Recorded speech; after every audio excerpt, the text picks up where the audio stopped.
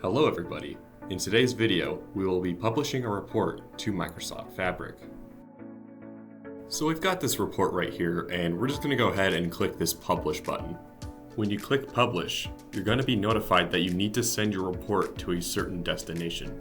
In this window, we're going to click on one of the workspaces that are available, but since we haven't created any at the moment, there's just the default My Workspace. Now, I already uploaded this report to my workspace, so I'm just going to go ahead and replace it just so that you guys can see what's going on.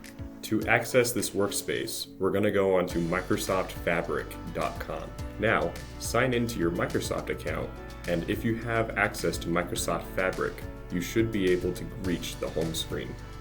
Now that you are signed in and on the Microsoft Fabric homepage, go ahead and click Power BI. Alright, now we're going to go ahead and click on My Workspace, should be on the left ribbon, and we're going to go ahead and look for the report that we just uploaded.